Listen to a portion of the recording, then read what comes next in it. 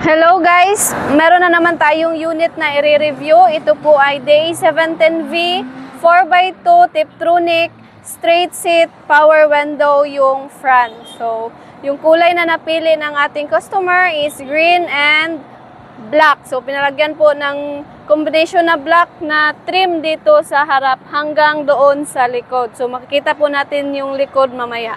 Ganito yung kanyang headlight sa mga DA710V.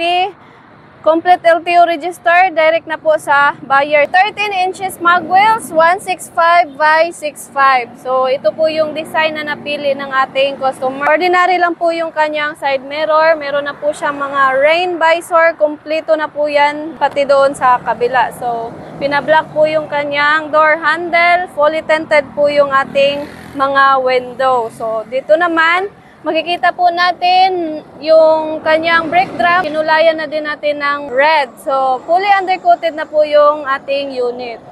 Tingnan naman natin dito sa kanyang likuran. Black na combination niya, ginaya lang po doon sa harap. Ang ganda tignan kasi bumagay naman sa kanyang kulay. Makikita natin, ganito po yung highlight ng mga DA710V sa baba na po ng kanyang bumper. So, nilagyan natin ng Suzuki logo. Ito yung kanyang back wiper, third light. Ganito naman yung back glass ng mga DA710V. Lagyan din natin ng plate holder dito para hindi po mabend yung kanyang plaka. So, with reverse camera na po siya. Ito po yung kanyang camera. So, tingnan naman natin dito sa loob. Ayan, nagpadagdag din ng third seat si customer. So, ayan.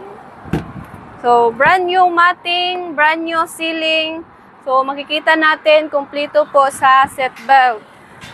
Ayan. So, dito naman sa harap, pakita po natin. Ayan. So, ito po yung straight seat na upuan. Ayan. So, ito po yung napili na design and color sa kanyang seat cover. Yung kanyang upuan naman is mapo-fold po ito. So, i-try po nating i-fold. Hilahin lang po natin dito. Tapos, dito. Ayan. Ayan. Ganyan po siya kalawak kapag naka-fold yung kanyang kanyang upuan. So, ibalik po natin. Ganyan lang po. Ayan. Makikita po natin dito sa kanyang dashboard is back to original color lang po. Ito yung kanyang steering wheel, 7 inches stereo with reverse camera. So, hazard switch. Ito yung kanyang shifter lever. Aircon switch. Padagdag naman ng temperature gauge. Tapos, nilagyan na po natin ng keyless entry. So, sa mga DA710V, naka-free keyless entry na po yan. So, ito yung kanyang center mirror, dome light. Dito naman yung kanyang sun visor. Sa mga power window na DA710V is meron na po siyang compartment sa taas, sa ceiling. Power window yung kanyang harap.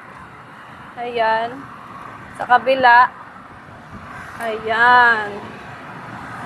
So, yung presyo po nito ay umabot po ng nasa 284,000 pesos. So, yan lang po guys. Maraming salamat. God bless po sa ating lahat.